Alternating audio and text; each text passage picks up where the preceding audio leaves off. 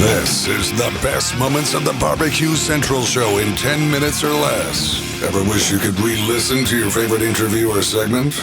Do you enjoy hearing older shows for the first time in years? Then the best moments of the Barbecue Central show in 10 minutes or less is just what you need. Thanks for listening and enjoy the show. Hello, everyone. Welcome to episode 82 of the best moments of the Barbecue Central show in 10 minutes or less. Today's show comes from March 21st, 2014. First up, Meathead from AmazingRibs.com is in. He is in talking to Greg all things thermodynamics of cooking. Second segment today, Pitmaster Slap Yo Daddy Barbecue. Harry Sue is in. Harry is in today to talk to Greg about the judging side of KCBS. Let's get right to it. Here is Greg and Meathead from March 21st, 2014. Meathead, let's talk a little bit thermodynamics of cooking. Well, as everybody who has ever bumped into my website or listened to the show knows, I'm really interested in the science of cooking and the science of barbecue. And why not? Because cooking is really a science experiment. It's physics and chemistry, and understanding what's going on when heat hits meat is really going to help you improve your skills. So I also work with a physicist, Dr. Greg Blonder, whom you guys have probably heard me mention, and he's helped teach me an awful lot. Let's start at the very beginning and talk about the different ways heat impacts food, and then we'll talk some more about the difference between heat and temperature, because there's a big difference. Let's start with, if you've been around for a while, you may have heard the old expression that there are basically three ways of heating food. Actually, there's five, but it circulates on the internet that conduction is when your lover's body is pressed against yours. Convection is when your lover blows in your ear. And radiation is when you feel the heat of your lover's body under the covers without touching. Huh. So, okay, those are really actually fairly good, simple examples. To get more specific, conduction is the transfer of heat or energy by direct contact. You cook a hot dog in a hot pan. It's cooking by conduction. The heat from the burner is transferred to the pan. The molecules in the pan vibrate. They pass the vibes onto the wiener, and the surface of the meat gets hot. And then the heat from the surface of the meat gets transferred down into the center, and that's also conduction. And also, an example that we all know real well is grill marks. When you put your meat on a grill, that metal grate conducts heat directly to the meat, and it's very intense heat. The metal has a lot more molecules than air, so there's more heat built up in metal than in air, and that's why the hot metal of your grill grates brands the surface of the meat, and you get that wonderful dark hatch mark surface. Or if you put it in a pan, you get the nice even brown surface that gives you all that great Maillard effect flavors. So that's conduction. Convection, that's when a fluid surrounds the food and warms the meat. Now, air is a fluid. Water's a fluid. Isn't oil, air a gas? Go ahead. Gas is a fluid. No. Isn't air a gas? It's oxygen and right, but it's also fluid. Fluid dynamics, aerodynamics is gases are fluids. Gases are fluids. So conduction, conduction is when heat is transferred by a fluid such as gases or air or water. Convection, I should say, convection. So if you cook your hot dog in the kitchen oven where it's surrounded by hot air, it's cooking by convection. Now, there are ovens that are called convection ovens, and they have like a fan that actually circulates the air more. Yep. And that speeds it up because the hot air is moving by and you have more heat in contact Do you think with it. that's really does that really work? I have convection ovens in my house. So did I get taken like a sucker? No, it does. They speed it, and boy, I tell you what you do. You take a whole chicken and throw a whole chicken in your convection oven. You will get skin shatteringly crisp, just like a piece of paper. That's absolutely the best chicken skin. In fact, I just bought a fan that I'm going to try to install in my gas grill and see if I can, because everybody wants crispy skin. Of course. That's the great, even in competition, bite through skin. So I'm still trying to figure out how using circulating air might help out in that whole process. And boiling a hot dog in water is also convection because it gets a flow from the heat underneath. It creates a convection flow, and boiling in oil. But because water is more dense and has more molecules than air, it cooks faster than air. Because oil is more dense and has more molecules than water and air, it cooks even faster still. It is a completely different than conduction, although there's energy in contact. It's the flow of the fluid surrounding it. The next kind is radiation. And this is really interesting stuff, and it's easily confused. This is actually light energy of sorts. If you put your hot dog on a coat hanger and hold it alongside a campfire, it's cooking by radiation. It's the light energy that cooks it. The sun puts out radiation. It comes a long way, but it keeps its energy until it strikes your skin. And of course, I think I sent you a picture of some charcoal there. That's a really classic example of radiation, in this case, infrared radiation, really high heat radiation. And there you go. And charcoal, that's radiant heat. That packs a wallop. So let's say we take a grill. We got two grills, okay? Let's say we have two grills, two gas grills, 4 burners each, okay? And we're going to put one gas grill, we're going to turn 2 burners on high and leave the other 2 off. Yep. And we're going to put a prime rib and a steak on the side where the burners are off. The indirect side. Right. So the hot side where the burners are on, going to create hot air. It's going to flow around the meat on the other side, and it's going to cook by conduction. By convection. Yes. It's hard to keep I agree. Straight. Okay, now let's take the other grill and turn all 4 burners on and put the steak and the roast on that. And we're going to adjust the heat on both grills so the air temp is 350 on each.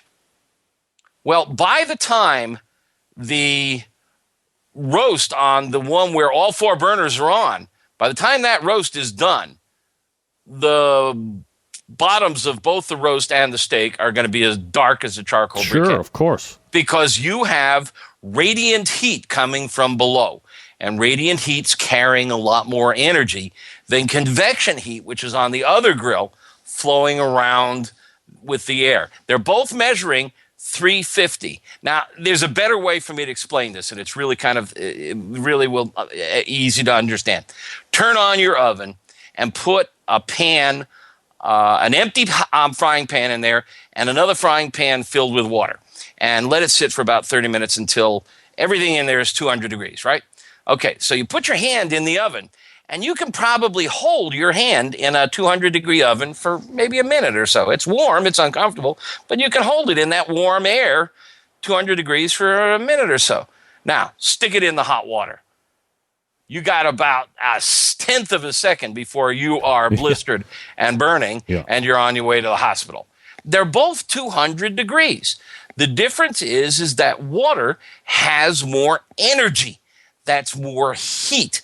They're both the same temperature, but there's more energy. Now take your other hand and lay it on top of the other frying pan, just the hot metal, and you will smell smoke. Oh, yeah.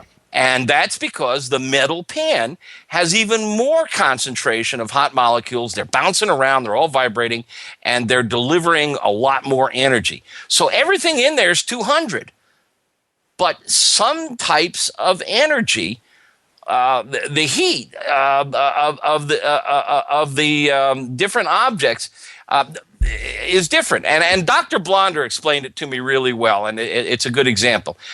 He said, think of the average wealth of Americans is maybe, $40,000 a year. But the cumulative wealth of Americans is trillions. Yeah. Well, the average of the energy in that oven is 350, but the individual energy in that hot metal pan or the water is much higher. There's more energy. There's more molecules vibrating.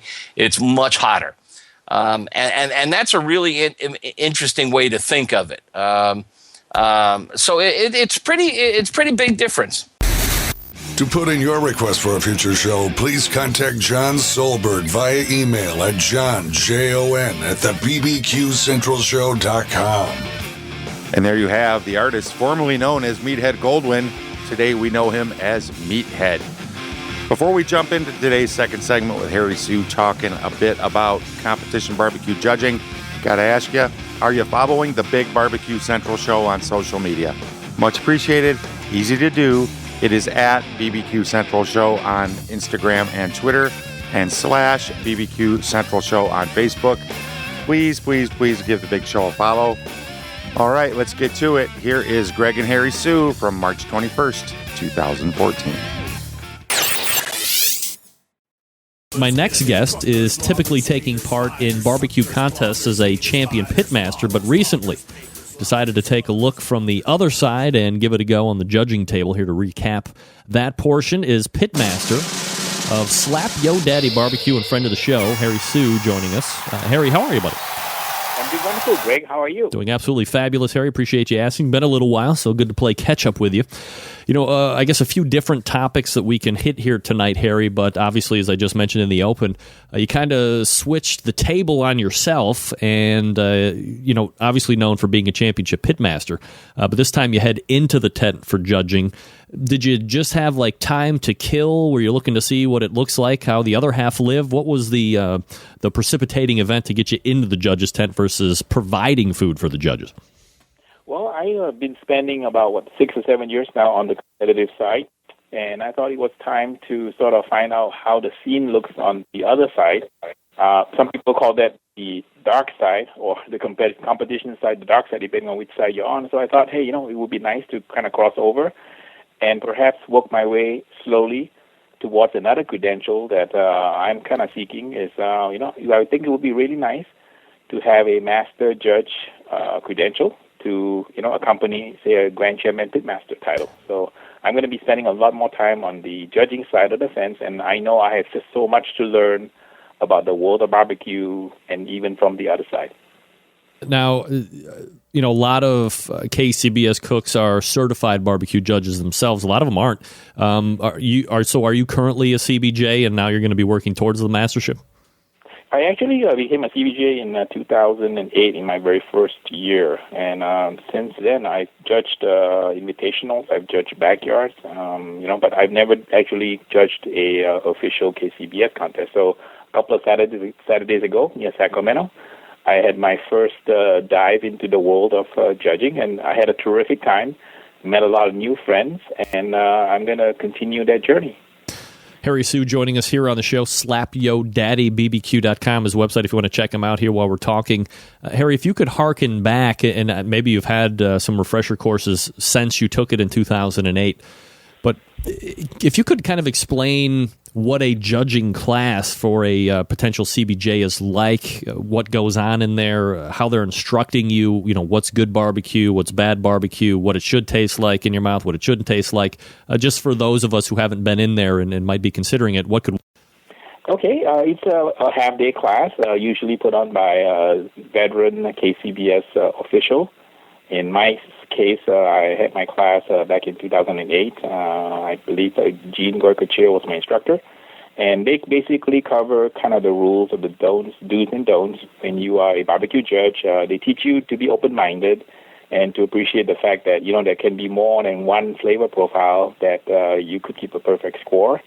You actually get to eat barbecue in a barbecue judging class besides just covering all the rules and regulations.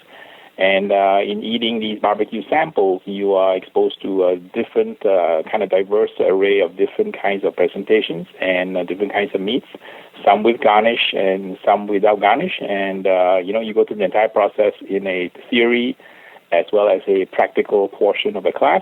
And at the conclusion of the class, which lasts about half a day, you receive a designation as a certified barbecue judge. Now, you currently have 0 on your logbook.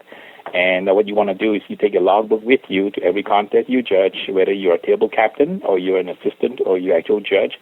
You get a little sign-off, and when you collect 30 of those signatures, and you are able to cook at least once on a competition team, and you pass a test, and you earn the designation of a master certified barbecue judge. And that's currently what you are going to be chasing after now. I will be pursuing that. It will take a while because I'm still a competitor at heart, and it's really hard for me to kind of take a detour, pass all my friends, and take a back road into the judging tent because during the judging process, teams are not allowed to socialize with the judges. So we try to maintain sort of a firewall between the two different groups so that the judging is impartial and objective. Harry Sue joining me here on the show. So this counts as the one tick on that logbook you were just talking about. Yes, yeah. I actually had to sit at the kids' table because in California they have a process that they call the Southwest, process where they line up all the judges who show up. So in a 30-team contest, there are 30 certified judges who show up, and they put the judge who has the most contests judge on the front of the line, and the judge with the fewest number of contests at the back of the line. So I was at the way back of the line, and they pair up the senior and junior until all the tables are seated so that the distribution of the experience level of the judges at a table of 6 is pretty much even throughout the entire judging tent.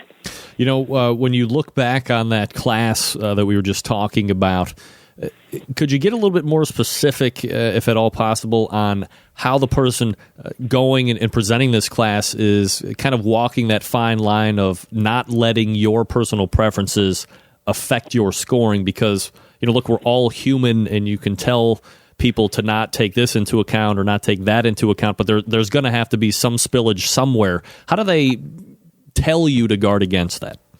Well, I think that the instructor can do their best to tell you that you shouldn't judge the smoke ring.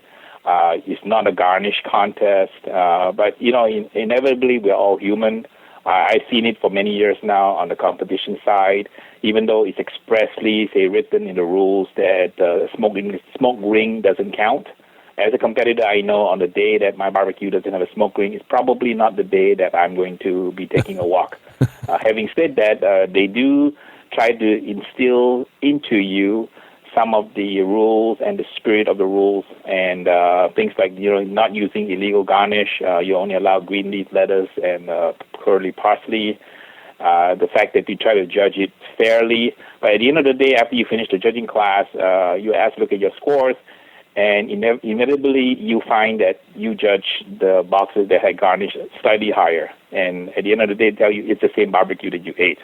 So it kind of teaches you that you really eat with your eyes, and you just have to be mindful and try to judge every box based on its own merits or demerits. Harry Sue joining me here on the show talking about the other side of competition, which is the judging portion, not the cooking.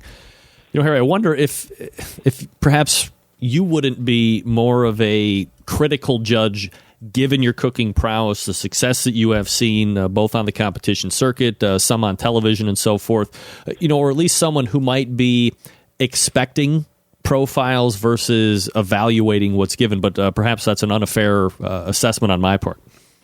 I think that would be somewhat of a natural reaction, and I might offer a slightly different perspective.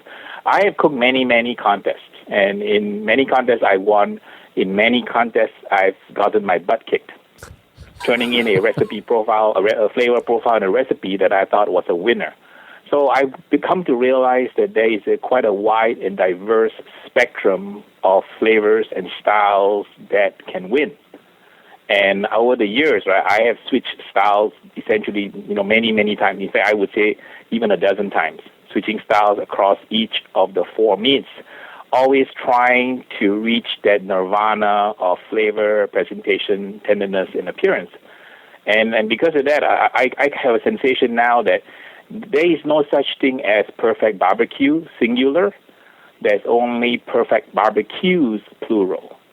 So I think that's kind of opened my eyes in terms of having a kind of more diverse respect for different styles and different flavor profiles. I would have no hesitation even giving 2 entries, both 9s, even though they taste different, because in my opinion, the pitmaster did an excellent job in presenting the meat, cooking it to perfect tenderness, and putting its, this great, awesome flavor into the meat. And that is episode 82 of the Best Moments of the Barbecue Central Show in 10 minutes or less. If you'd like to hear the rest of this show, head over to the bbqcentralshow.com. There will be a link in today's show notes to take you to the complete episode. Check it out.